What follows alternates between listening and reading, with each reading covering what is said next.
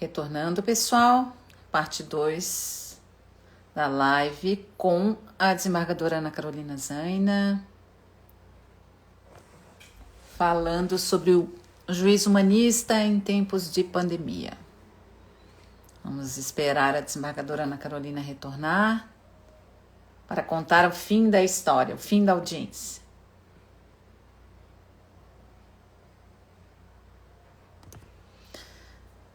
Estão gostando da live, pessoal? Muito boa, né? A desembargadora Ana Carolina é ótima. Retornando, né? Vamos ver se ela já retornou. Franquim, seja bem-vindo. Cida, Andréa, de Carmo, Patrícia. Sejam todos muito bem-vindos. Jean, todos que eu não havia cumprimentado. A desembargadora Ana Carolina é ótima. Marcos, Dilza, Indira, Érica, boa noite. Érica, juíza federal, Érica, juíza do trabalho. Temos duas Éricas. Val, Rose. Algo de diferente no julgar, é verdade. Sônia, Fabrício. Pessoal prestigiando. Curioso para saber da história. Isso faz parte da técnica. A técnica para trazer o pessoal para a segunda parte da live é deixar uma surpresa ali no final. É bom falar com um juiz que já passou por tantas etapas, né, como a desembargadora Ana Carolina, e que tem essa razoabilidade, né?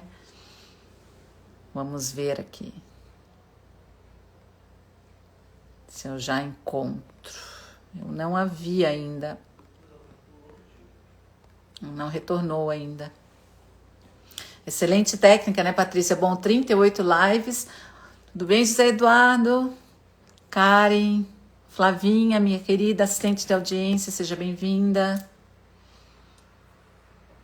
Só aguardando a desembargadora Ana Carolina retornar. Pessoal, já aproveito para anunciar as duas próximas lives sobre direito e racismo. Racismo nos tribunais. Semana que vem, depois eu vou divulgar com o juiz Edilton, não, como é o nome dele? Esqueci, pessoal. É um juiz de direito de Aracaju, e a segunda com a professora Karina Souza Silva, que dá aula inclusive na Matra. Ele vai falar sobre o racismo nos tribunais e ela sobre direito e racismo. Serão duas lives muito importantes. Depois farei a devida divulgação. Ó, já está aqui. A Carolina, já vou chamá-la. Aqui. Essa segunda parte da live. Voltou. A doutora Ana já está aqui.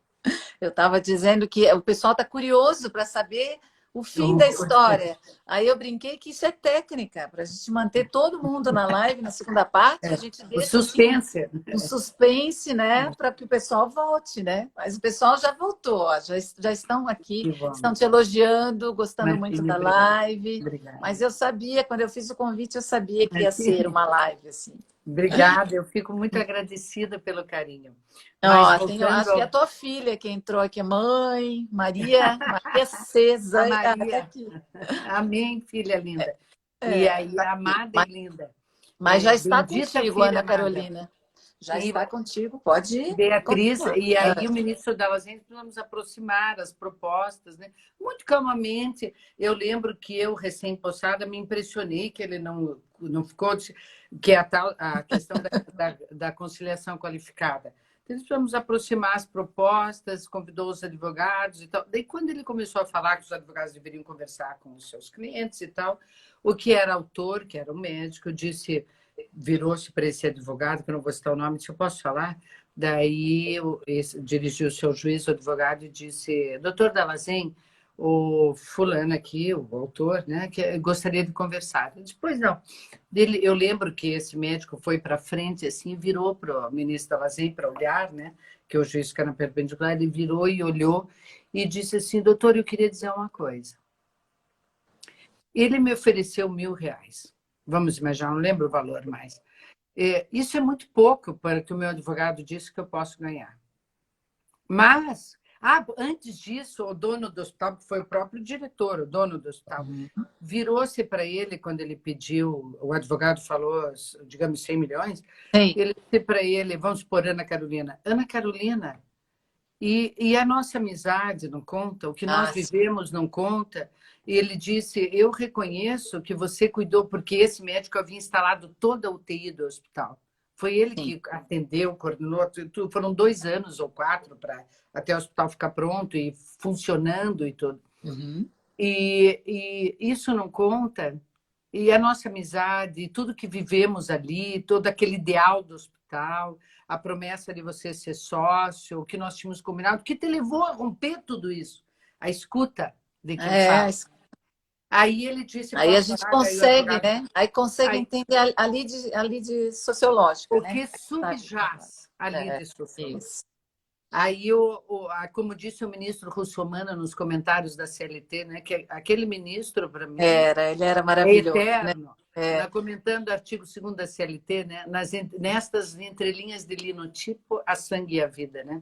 Nós estamos falando de vida quando a gente fala de autos. E aí o médico disse, posso falar? Pode. Daí ele olhou e disse, você me ofereceu, por exemplo, um era Nelson, nunca me esqueci, você me ofereceu, Nelson, R$ 1.000. Muito bom. Isso é muito pouco perto do que o meu advogado disse. Agora, daí virou para o doutor Dallazen, disse, agora, excelência, eu preciso reconhecer uma coisa. Eu queria muito, até me emociona, eu tinha um sonho, ele disse. Eu queria muito cursar doutorado na França, na minha especialidade. Era meu sonho. Eu não tinha dinheiro na oportunidade. E o Nelson aqui, e daí apontou e disse, o Nelson aqui, esse aqui, ele pagou para mim. Ele pagou 4 anos para eu ficar na França. Olha só. Daí ele virou para o doutor Dallazen e disse... Ficou muda.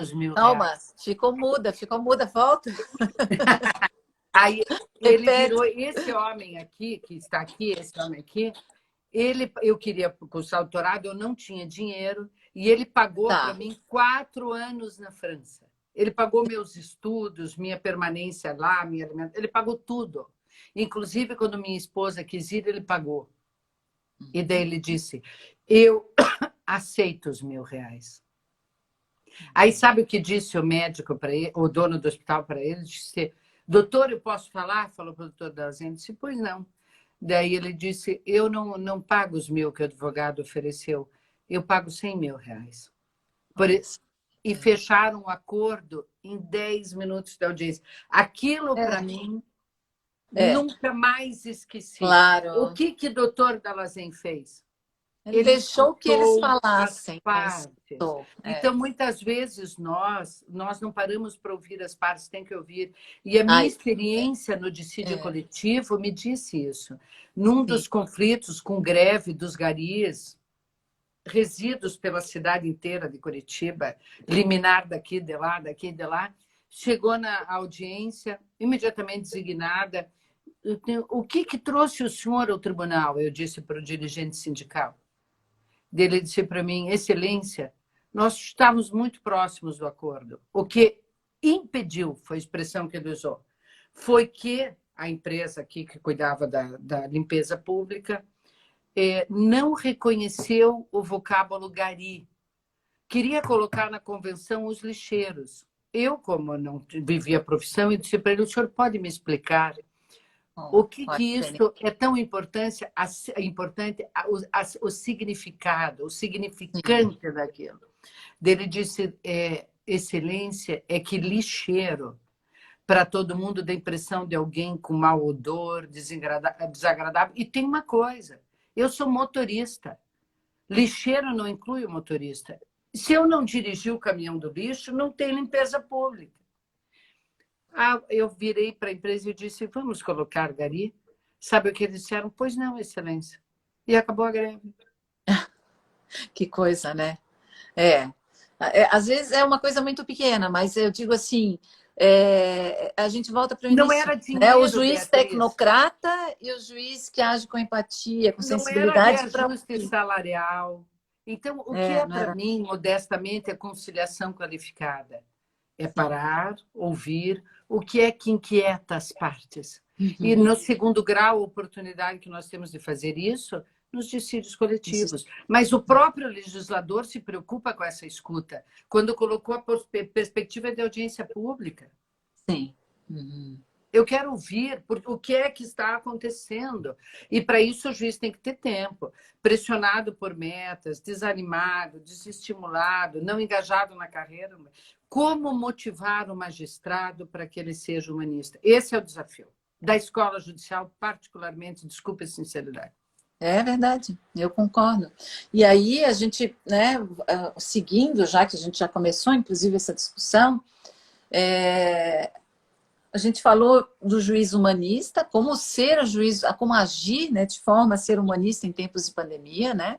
E trazendo para a prática, a gente vê especificamente em relação à MP 927.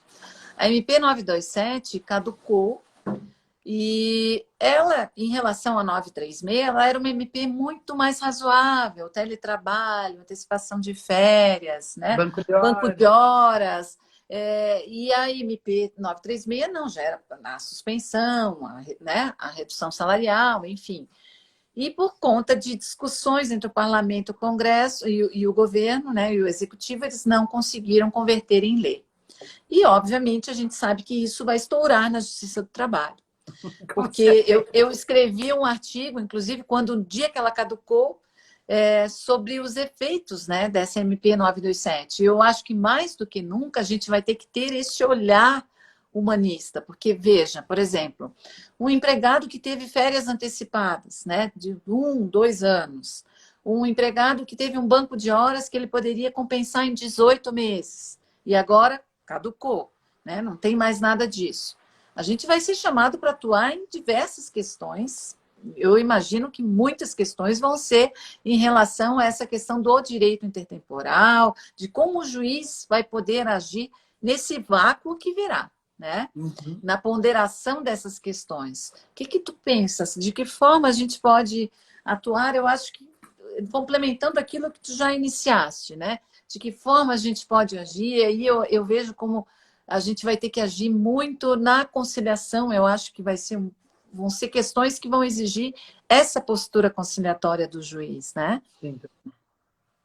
Para quem iniciou com a extinção da Justiça do Trabalho como auge, eu É, diria que vivemos um momento em que se avulta a importância da da justiça. presença do Estado, né? Porque, veja, só o empregador responder pelo tempo de pandemia não deu, foi preciso o governo entrar. A questão da concertação social com C, né? Um encontro, uma harmonização das forças, dos pilares da sociedade. Então, só liberalismo não dá, só socialismo também não dá, nós vamos ter que nos entender. É a conciliação, é a harmonia, o nome concertação lá do direito espanhol, né? Mas talvez a Justiça do Trabalho tenha que consertar com S. Os vilipêndios Sempre, né? ao Esse concerto direito. com S é sempre conosco, né? Porque só, só vai para nós quando já não consertaram Quando com C. funcionou. O que Aí eu a gente vai traço ter que ao consertar tribunal, com né? S. É É mais ou verdade. menos assim, que a Justiça do Trabalho pode lhe ser útil. O que eu traço ao tribunal. É, Eu penso que essas questões, que vão passar, inclusive, pelo exame da constitucionalidade, né? sim. O controle difuso, por exemplo, eu posso antecipar férias de período aquisitivo que não se iniciou? Eu penso que não. Com todo respeito, eu penso que não. Perde a gênese das férias, que é um É. descanso anual. E eu sempre, Aquilo que havia iniciado, tudo bem. a Aquilo que havia... gente, a gente fez a escola judicial fez vários módulos, a gente fez por vídeos, né? Debatendo os vários temas da pandemia. Estão, inclusive, disponíveis no canal da Excelente. Escola Judicial no YouTube. E a gente discutiu isso, se havia uma razoabilidade, se havia um limite para esse número, para essa antecipação, né, das férias vincendas. E aí a gente chegou a uma constatação de que a MP 927 ela chegava a permitir a dobra daquela 12 por 36. Então, a gente imagina um médico, por exemplo, que tenha trabalhado com dobra desse período aí de pandemia, né? Óbvio, os médicos estão sobrecarregados, e que tivesse tido antecipadas férias de 2 períodos, como isso ia se refletir lá na frente, né? Qual é o objetivo, afinal, das férias, né? Senão o descanso físico e mental. Então, como conjugar isso na interpretação né, desses limites da MP, né? Eu penso, Maria Beatriz, que estamos vivendo uma pandemia, mas há um problema endêmico, né? Que é o egoísmo humano. Nós vamos ter nós teremos que essa formação humanista, ela será Nunca se essencial para mostrou tão Salver. necessária, né? Nunca Aquilo que eu disse, o repertório jurisprudencial, as leis não vão responder a isso. E os fatos estão pululando no ambiente social e cairão nas nossas mãos. A Justiça do Trabalho já está sendo chamada, né? Quantos pediram liberação de depósito recursal? Era o empregado pedindo, era o empregador pedindo. Quem tem direito a libera, não libera o depósito recursal, né? Conversão, né? Confiança, né? Dificuldade econômica. É uma guerra, na verdade, de armas que nós não estávamos preparados para enfrentar, né? Nós tivemos que decidir questões que não estavam embasadas em nada, né? Eu diria que se o juiz não for humanista, ele não construirá a justiça do caso concreto. É, verdade. Opa! Até quando vai o auxílio emergencial do governo, que vai segurar isso tudo? Porque nós estamos fazendo assim, né? Sim. Não sei na até hora quando. que encerrar. Isso vai desaguar. Nós enfrentaremos o período de retorno, Maria Beatriz. O período de retorno com a questão de a doença ocupacional não pode ser. As sequelas, os sequelados. Eu tenho uma irmã médica que ela tem nos contado que está dando problema, inclusive neurológicos, os traumas pós-pandemia, os profissionais da área de saúde com os traumas de ver pessoas morrendo. É um pós-guerra, né, Ana? Exato. É um pós-guerra. Né? Nós teremos que ir com muita suavidade, penso eu. Eu tenho dito que a saúde mental, né? A saúde mental vai ser um grande problema pós-pandemia. Né? De todos os envolvidos. A formação. Esse livro que eu falei no início, ele tem uma frase, um trecho aqui bem no começo, que até eu separei hoje, ontem, quando você conversou comigo, que diz assim, olha, e é isso justamente que no campo jurídico requer muito mais um desenvolvimento continuado para além das matérias jurídicas especializadas, mediante formas de saber que, no Ocidente, ficaram marcadas pelo signo da filosofia. Pois assim, na crise das concepções do homem, na trilha do espaço de questionamento aberto pelo advento de tecnologias do virtual, talvez seja a filosofia aquele saber capaz de reconhecer ou permitir reconhecer ainda um perfil antropológico fundamental, ou de referir-se a uma imagem coerente com o ser humano. Nós vamos ter que pensar no humano. É humano que eu desconte férias de um período aquisitivo que sequer iniciou. É justo isso? É justo para com o empregador que caducou a medida provisória e aquele banco de horas que ele estabeleceu na vigência dela? Eu penso que as horas do banco de horas da vigência tem que ter os 18 meses de compensação. Eu penso também. É uma questão de segurança jurídica. Sim. E são os efeitos de um ato iniciado enquanto vigente, né? Eu penso também. Essa interpretação... Como ser humanista na prática? Sim. O continente da legalidade. O juiz não pode fugir da legalidade. Dos princípios de segurança jurídica, de igualdade, de pacificação social. A razão de ser de estarmos todos aqui a trocar ideias é buscar a pacificação da sociedade nesse período de pós-pandemia. A pacificação pela entrega da tutela jurisdicional, pelo desafio que o juiz tem no seu dia a dia de colocar no coração das pessoas, seja pela conciliação qualificada, seja pela sentença, o sentimento de que acomodei da melhor maneira. Porque a injustiça é uma forma de morrer em vida, hein? A Assim, injustiça é a morte psicológica da pessoa. Quem já foi injustiçado sabe quanto dói. verdade. Ou quem já se sentiu, porque isso passa pelo sentir, né? Quem Uhum. já se sentiu injustiçado sabe quanto dói. É, Então, o papel do juiz, eu penso, você colocou a questão das metas, eu creio que todos nós aguardamos uma flexibilização também nisso, né? Um juízo de ponderação, de razoabilidade, que espera. norteou o legislador a flexibilizar a legislação trabalhista, que tem um norte extremamente humano, de combate às relações de desigualdade contratual, né? Sim, No espaço dos sujeitos de é. direito, que Eu, também nos guia na carreira, né? eu acho que essa pandemia vai ter que servir também para o judiciário fazer essa autorreflexão, né, Ana Carolina? Autorreflexão, Para juízo de onde reflexão. estávamos indo com esse sistema Uhum. e onde queremos chegar, né? É. Porque fomos atropelados. Eu fiz uma live com uma psicóloga falando exatamente sobre essa saúde mental das mulheres na pandemia, porque a gente começou a notar entre as próprias juízas aqui de Santa Catarina. Ser mãe, né, é diferente. A gente tinha a tarefa ser mãe sem rede de apoio, uma mãe trabalhadora, fazendo audiências, né? Eu brinco assim, Nem me fale. faz audiências no meio da sala, aí tu tem que manter, né? Mantém o filho lá e ao mesmo tempo vai correndo lá para ver que ele está tendo aula virtual, como é que tá, ao mesmo, né? Vai, lava a louça, faz isso, faz aquilo. Então, assim, aonde a gente vai parar com isso tudo, né? Nem Então, a fale. gente tem essa autorreflexão vai ter que partir de nós, né? Nós, juízes, os tribunais superiores, o CNJ, eu acho que nós não somos linhas de produção, né? O judiciário vai ter que talvez se reinventar. Talvez Nós não esteja aí somos uma chance. dados. É, Graças a Deus, nós não somos dados e não nascemos prontos. é. Estamos em permanente construção. O processo de educação está nos convidando, a pandemia está nos convidando a prosseguir aprendendo, né? Esse é Uhum. o convite. E- Eu diria que se há um aprendizado nisso tudo, é um aprendizado de gestão preventiva, né? uhum. Eu tenho que ter de onde sacar emocionalmente para os momentos de luto. Eu tenho que ter de onde sacar um dinheiro numa dificuldade financeira, as empresas que o digam agora, da É. reserva. Nós próprios, graças a Deus, até aqui não fomos atingidos diretamente nisso, mas Sim. indiretamente todos os somos, pertencemos a esse social, né?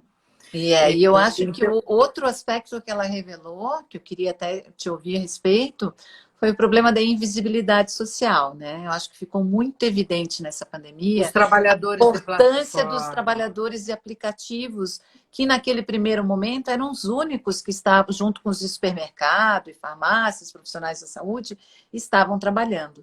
E são trabalhadores que não têm nada de cobertura previdenciária, não têm direito a um salário mínimo, controle de horas, nada. Como é que tu pensas que a Justiça do Trabalho pode atuar, né, diante do ordenamento que a gente tem hoje? Tem espaço aí para um juiz humanista, para fazer uma análise mais humanista, ou é uma matéria que, a teu ver, porque eu sei que é em tese, a gente está falando em tese, exige regulamentação, como a gente sabe que tem vários projetos de lei, há vários países que já estão regulamentando, Portugal já regulamentou, Itália regulamentou, Estados Unidos, que é um direito mais estadual, a Califórnia, que é um estado super progressista, vem reconhecendo o vínculo dos motoristas de Uber, a Nova York agora reconheceu também. Como o Brasil pode atuar nessa imensa massa de trabalhadores, né? Eu vi que hoje em dia nós temos 41% de trabalhadores informais no Brasil. É um número muito alto. Como atuar? Como o juiz pode atuar nesse eu espaço? penso que nós que estamos nesse espaço magistral de segurança, que é a carreira, Uhum. encontramos-nos recrudescidos em termos de responsabilidade, quer social, quer jurídica, quer como magistrado, inclusive, como seres humanos, né? O dever de quem tem mais. Né? Então, eu diria o seguinte: tem mais em que sentido? Começar pelo conhecimento.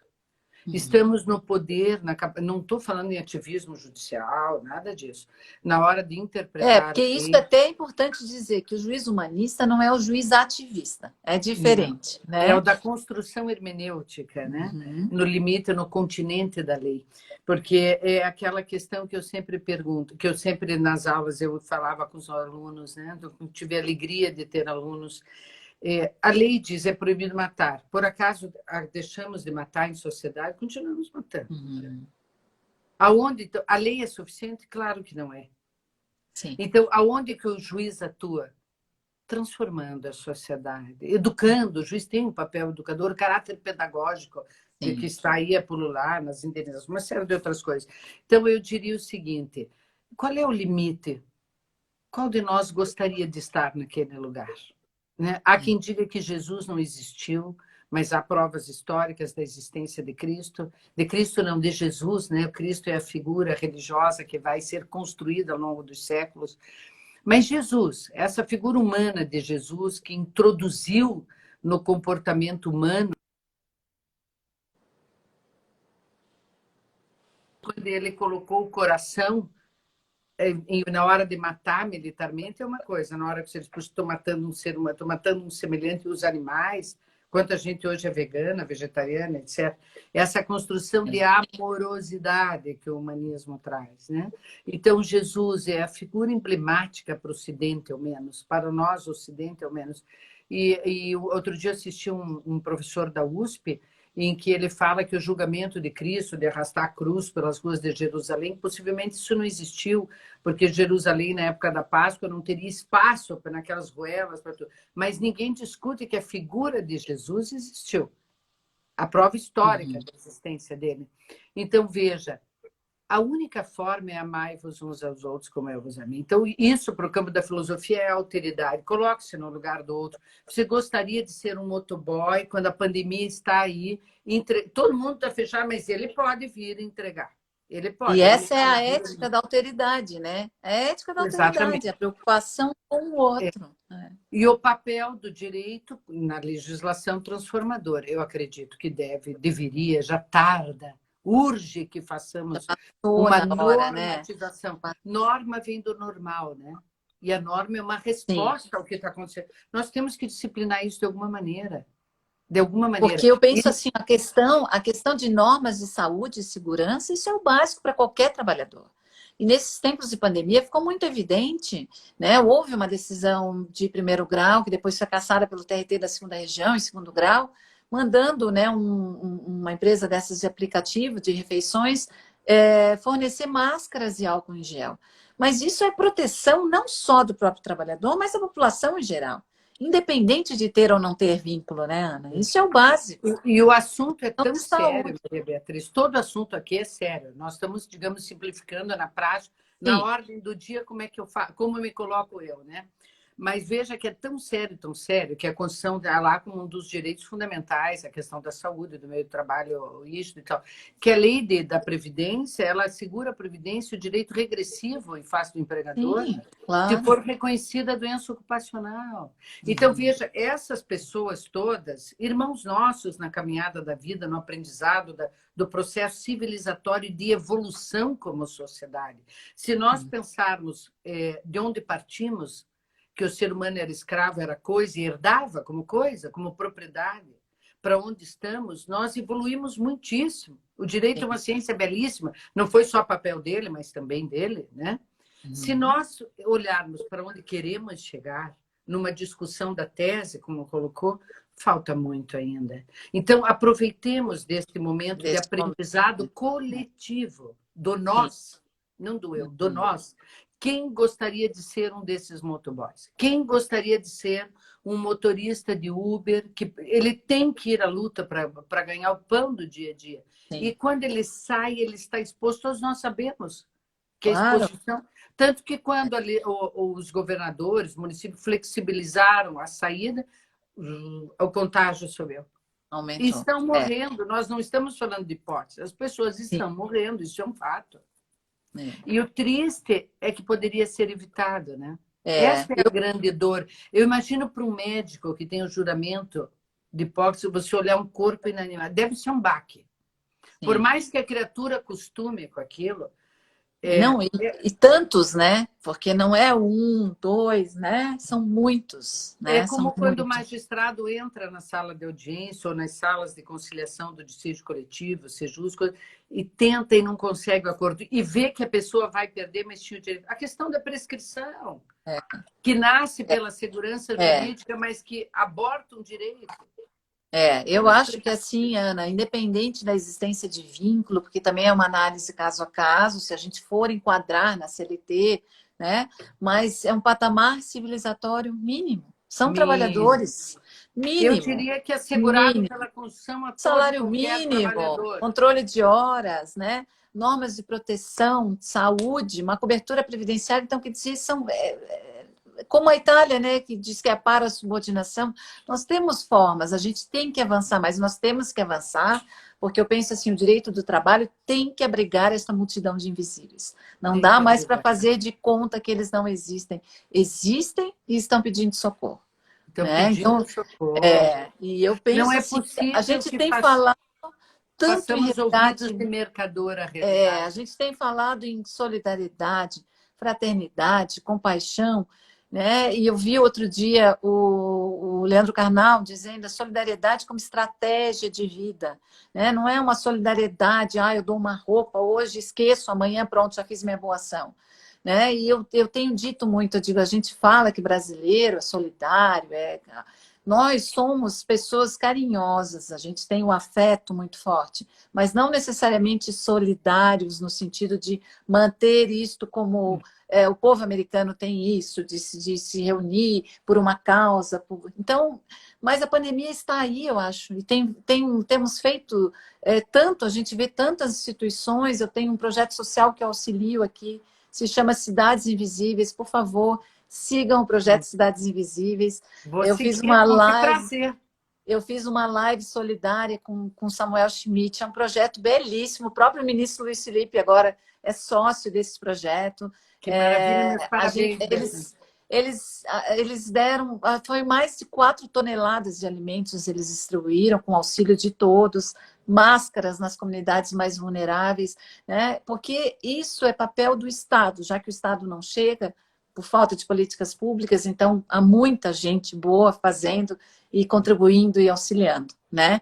Mas eu penso assim, Ana, assim, já nos encaminhando para o final, 1h30 aqui que eu estou te explorando aqui, Imagine, que a prazer, é uma conversa alegria está para tão mim. boa, a conversa está tão boa, o pessoal está gostando, eu estou vendo aqui. Obrigada.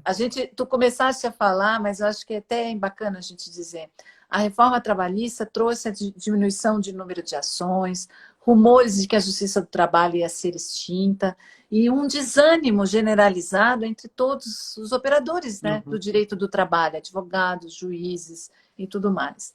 E essa pandemia veio para reafirmar, né, eu digo assim, a justiça do trabalho está sendo ressignificada. A importância da justiça do trabalho no cenário nacional, com decisões inovadoras, reconhecendo o direito dos trabalhadores a equipamentos de proteção que, como tu bem disseste, não estavam previstos em nenhuma norma regulamentadora, mas se não no bom senso, né, na razoabilidade de que era para proteção da própria população.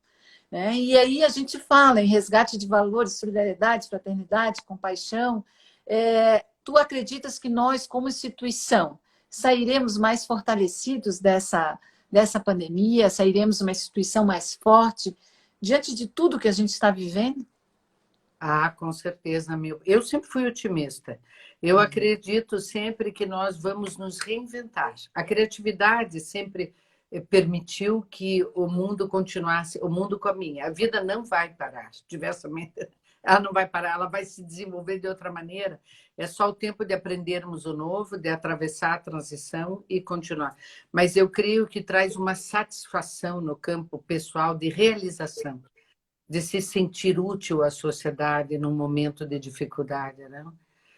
O juiz, aquela figura que a sociedade tem do juiz, você me perguntou quando às vezes é importante uma sentença, eu já contei uma vez, que a moça, eu não sei se lá na escola judicial da 12ª região, né? que a moça era um supermercado, ela veio, era uma acusada de justa causa, e daí eu perguntei se havia acordo, ela disse que não, mas eu disse, mas nem, a senhora não quer nem ouvir a proposta, não, não tem interesse, e ela me disse, eu quero um papel que diga que eu sou inocente. O que ela queria? Era o marido que havia se envolvido com uma outra pessoa, eu trabalhava no estoque, não me lembro, algo assim, e forjaram notas fiscais, elevando o valor, e o supermercado despediu por justa causa o marido e ela. E dela disse para mim, eu fui traída como mulher e ainda fui acusada de criminosa. Ela não queria. Justamente. E o supermercado veio e ofereceu tudo, todas as verbas, tudo que ela estava pedindo. Ela não quis. Daí, quando eu entendi, eu disse, pois não, vou sentenciar já. E o supermercado, não só eu sentenciei na hora, ele não ouviu ninguém, nada, e ele pagou. Foi terminar a sentença, eles depositaram o valor, mandaram liquidar e depositaram o valor. Então, ela queria, então a figura do juiz, a importância que o juiz... Por isso, o nosso cuidado com redes sociais, a postura do juiz. Sim. O meu pai, quando eu tomei posse, meu amado pai, nonagenário, graças a Deus, prossegue entre nós. Eu sei que seu pai está entre nós. Sempre estará, ainda que numa outra dimensão de vida, mas permanece na matéria. Quando eu tomei posse, ele disse para mim, aceita o cargo, mas também o encargo. A fácil aceitar o cargo. O ônus e o bônus. O bônus e o ônus, né? E o ônus. Isso me serviu para, como assim, a fala de meu pai ao longo de toda a minha carreira e prossegue sendo. Então, um dos nossos encargos é comportarmos-nos na vida privada como se na pública estivéssemos. E vice-versa. Com muito respeito, porque nós carregamos um peso, que é o peso do cargo. A sociedade acredita e tem direito a um juiz justo. Ela tem direito. Nós temos um dever, muito mais do que um poder, de expressarmos este valor justiça, né? Em tudo. Sim. E todo cuidado é pouco. Eu queria até ilustrar essa tua fala com uma experiência que eu tive aqui na pandemia. Eu comecei já com audiências de conciliação em abril, na 4ª vara aqui de Florianópolis. A minha vara a gente já começou em abril. E numa dessas audiências era uma trabalhadora baiana e me chamou a atenção porque ela estava muito bonita, muito arrumada. Blusa assim de babados, sabe? Um batom vermelho, toda arrumada, sentada. A Flávia está aqui, assistente da audiência, a Flávia lembra. Sentada assim na sua casa, muito humilde, muito simples. E ela já estava desempregada há 1 ano e meio e a empresa não queria fazer acordo. Enfim, construímos um acordo. Quando acabou, ela falou assim que ela estava muito alegre de receber o juiz na sua casa. Então, eu digo, esta é a importância da justiça do trabalho, né? De sabermos o papel que nós temos na sociedade e que executamos. E a importância que as pessoas, assim, o que eu tenho notado dessas audiências telepresenciais é a alegria das pessoas mais simples de ter aquele contato, porque aqui fica frente a frente. Não fica aquela coisa tão distante quanto uma sala de audiência. Parece que aproxima. Apesar de ser uma tela de computador ou uma tela de celular, parece que nos aproxima das pessoas. Então, eu quero te passar a palavra, já não sem antes te agradecer para as tuas considerações finais. Foi uma live muito bacana, acho que compartilhamos muita coisa em comum na magistratura. Amém. E vejo aqui pelos comentários, a Andréa Haus, foi nossa presidente da Matra, querida juíza aqui, que live inspiradora. Eu penso assim também. Foi uma live muito bonita. Muito obrigada, Ana Carolina, por sempre nos inspirar na carreira e a seguir adiante sempre com disposição e com vontade. Amém. Com entusiasmo, com amor, né? Com vigor, com entusiasmo. Eu que agradeço, Beatriz, não sabe quanto eu fico feliz de poder, ainda que virtualmente, estar entre nós, como dizem, né? É uma alegria partilhar experiências comuns. A magistratura é uma carreira bendita. Quando eu vejo cada um que é empossado, que vem, e agora concursos mais difíceis, né? Mas que carreira linda, que oportunidade na vida nós tivemos, não? É verdade. E que a Que gente mantenha, né? privilégio, Eu penso assim, que a gente consiga manter esta chama, né, por muito eu a tempo. chama, Tu aí manter, no Paraná, eu aqui em Santa Catarina, e juntas pelo é. mesmo propósito, Mas né? eu posso dizer que, assim como a parte que teve o privilégio de ter a vida sob suas mãos, eu também me perfumei, pus um brinquinho e disse, eu disse que alegria poder rever colegas, que É verdade. oportunidade de estar conversando, porque tudo isso são inquietações que todos nós E, passamos, né? e inquietações que nós podemos compartilhar e aprender, né, e dividir. Eu sempre Isso. encerro as lives, Ana Carolina, com um trecho, uma poesia, um poema. Eu gosto muito de literatura. E aí se eu não tinha como fugir, eu sei que tu és fã do Jung, eu anotei isso naquela, e ele tem aquela frase clássica que eu sabia quando eu encontrei, eu disse, isso vai resumir a live que eu vou ter com a desembargadora Ana Carolina. Conheça todas as teorias, domine todas as técnicas, mas ao tocar uma alma humana, seja apenas outra alma humana. Outra alma, que lindo! Gratidão. Muito Gratidão à obrigada. Matra 12, gratidão a você, gratidão a todos os colegas que tiveram a oportunidade, nos brindaram com essa oportunidade de nos ouvir, de nos escutar, né? É tão bom Sim, quando alguém nos escuta. é Muito verdade. obrigada, gratidão. Muito A obrigada a magistratura, todos. a Obrigada vida. a todos que acompanharam. Sigam as próximas lives. Agora, as próximas eu vou fazer no meu perfil, Curso de Juslabor. Tenho 2 lives agendadas sobre racismo, uma com um colega juiz, racismo nos tribunais, e a segunda com racismo e direito, com uma professora universitária. Olha que Vai bonito. ser muito bacana. Ana, muito obrigada, querida. Imensa Obrigada a gratidão. todos. As lives ficarão salvas no perfil da Matra 12 e depois no YouTube. Estamos eternizadas lá. Boa noite a todos, pessoal. Obrigada pelo carinho e pela oportunidade. Deus abençoe. Obrigada também. Tchau. Boa noite.